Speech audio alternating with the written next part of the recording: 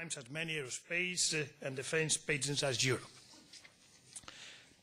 At the strategic level, there is no mystery.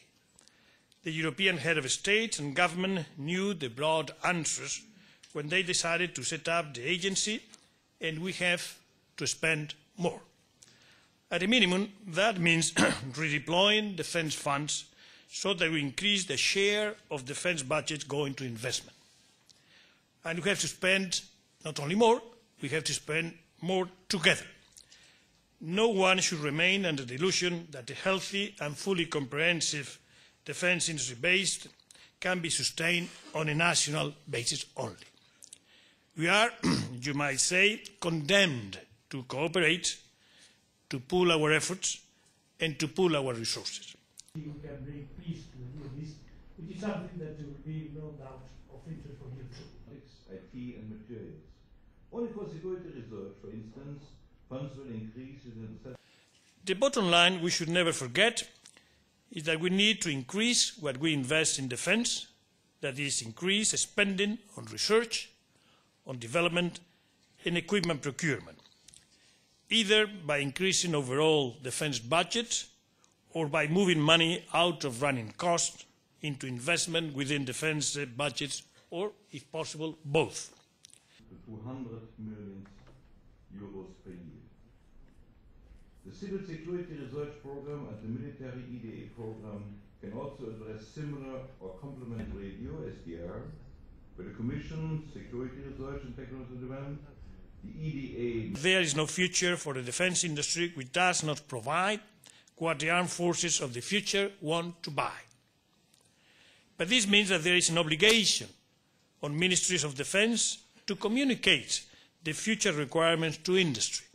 Model in other fields such as unmanned aerial vehicles. I'm grateful to my fellow speaker, Mr. Svensson, for his help.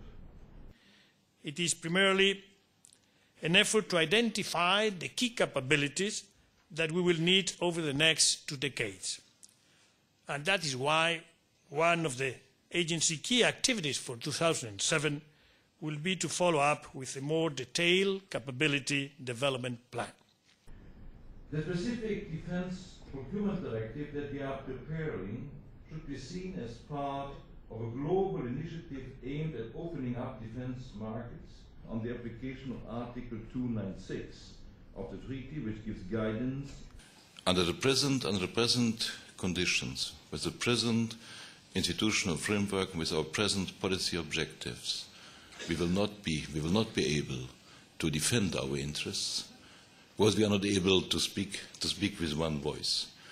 And if people believe that on the long run we can continue to appear the shape of a political dwarf and being an economic giant or the other way around, I tell you one thing, sooner or later the political dwarf will not be able to defend his economic interests and his economic strengths, and he will lose it.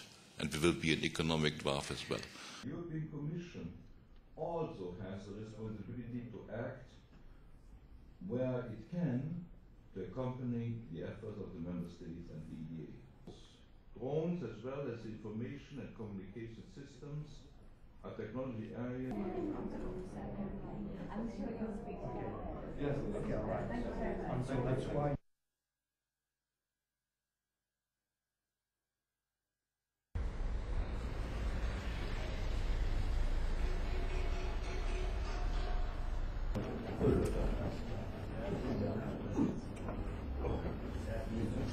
The initiative from EDA here to create more and more of a common marketplace where we all will compete on that marketplace will lead to further consolidations or teamings or whatever within industry. And that's why I think we welcome this so much, because this is driving us in the right direction.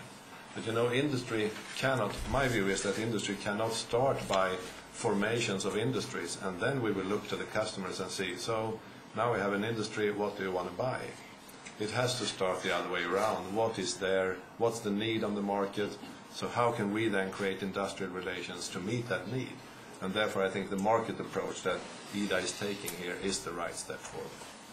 Basically, my experience is that the industry is a lot more agile about consolidation on the supply side than governments have yet shown themselves to be in terms of consolidating and harmonising demand in the defence area.